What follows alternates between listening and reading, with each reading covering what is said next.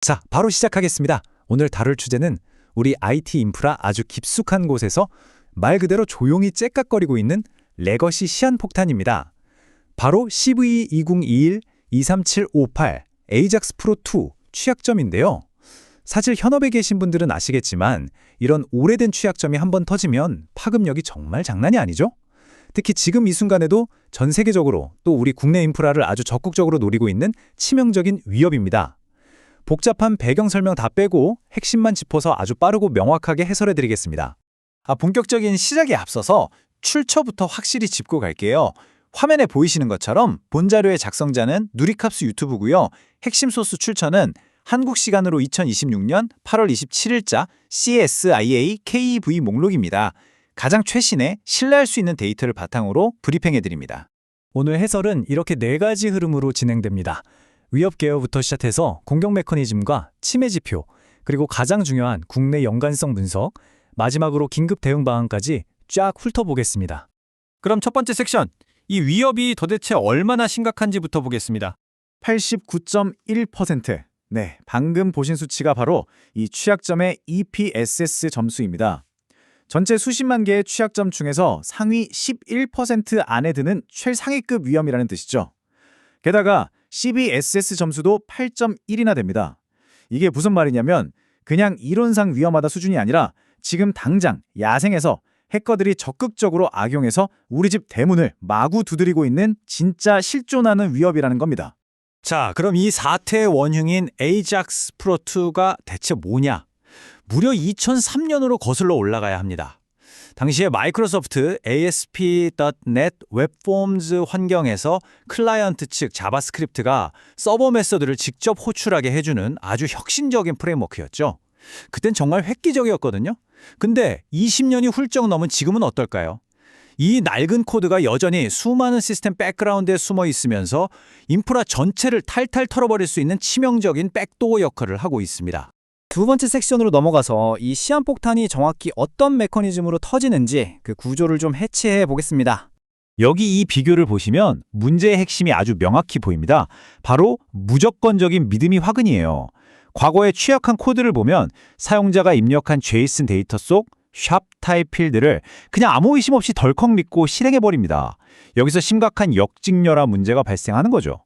반면에 안전하게 패치된 코드는 어떨까요? 철저하게 룰을 세우고 타입 화이트리스트를 만들어서 사전에 허락된 클래스 유형이 아니면 아예 원천 차단해버립니다. 해커들은 바로 이 과거 코드의 맹목적인 믿음을 교묘하게 파고든 겁니다. 이 공격이 한 번 시작되면 단 4단계 만에 시스템이 완전히 장악돼 버리거든요. 첫 번째 페이지, 메타스플로이트 같은 널리 알려진 툴로 익스플로이트를 날려서 웹서버 초기 권한을 땁니다. 그 다음 두 번째 페이지에서 멈추지 않고 EFS 포테이토 같은 기법을 써서 아예 윈도우즈 최고 권한인 시스템 권한까지 단숨에 수직 상승해버리죠.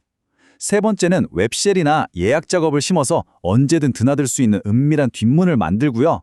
마지막 네 번째 페이지에서는 웹훅.점 사이트 같은 아주 정상적인 서비스를 교묘하게 악용해서 여러분의 핵심 데이터를 유효히 밖으로 빼돌립니다. 단순한 웹 요청 하나가 시스템 전체 붕괴로 이어지는 그야말로 악몽 같은 시나리오죠. 자, 이 부분 집중해주세요. 보안 담당자분들은 지금 당장 화면에 뜨는 네트워크 침해 지표들 꼭 캡처하거나 메모해두셔야 합니다. 특히 C2 서버 IP인 1395.180.197.150 그리고 악성 파일을 배포하는 도메인 admin api.tipsody.in 마지막으로 데이터 유출에 빈번하게 쓰이는 웹훅.점 사이트를 통한 이상 통신이 있는지 오늘 당장 방화벽이랑 SIM 로그를 싹 다 뒤져보셔야 합니다.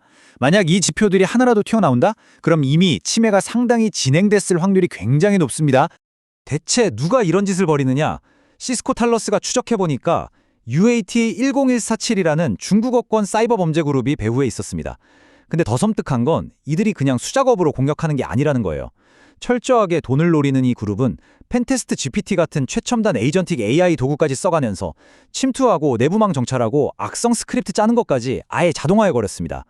타겟도 정부 교육 기술 섹터에 집중되어 있고요. 사람이 일일이 막아내는 속도보다 훨씬 빠르게 취약점을 찾아내고 파고든다는 게 진짜 무서운 포인트죠.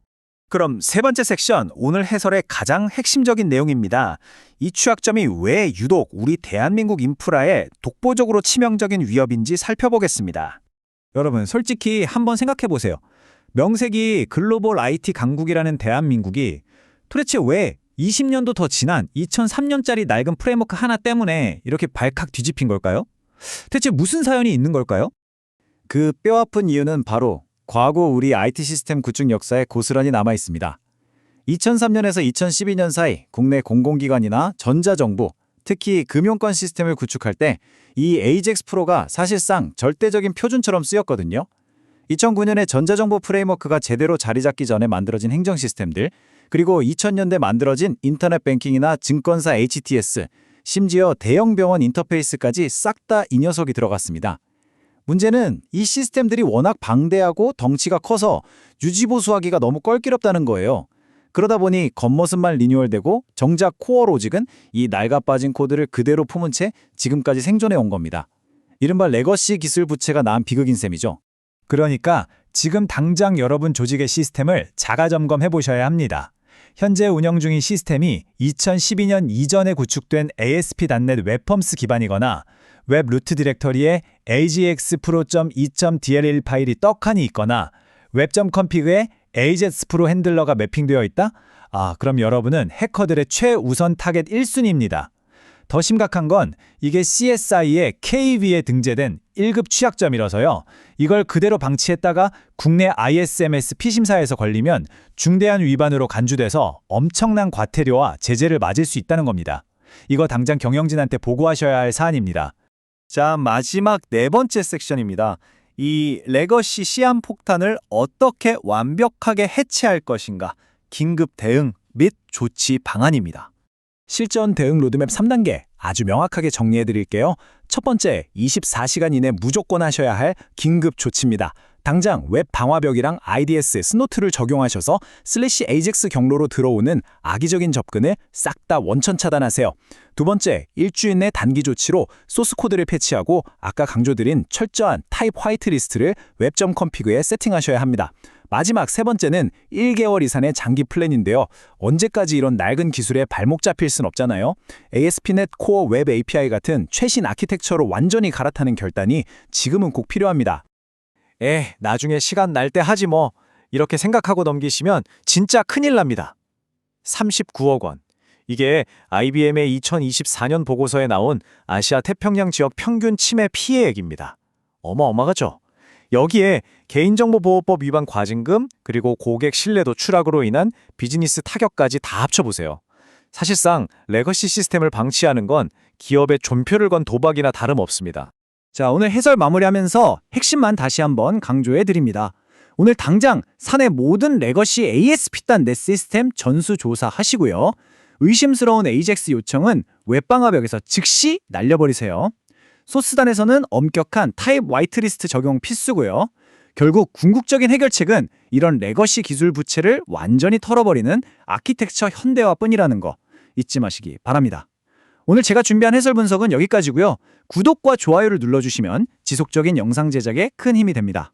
끝까지 들어주셔서 감사드리고요. 부디 빈틈없이 안전한 시스템 운영 하시길 바랍니다.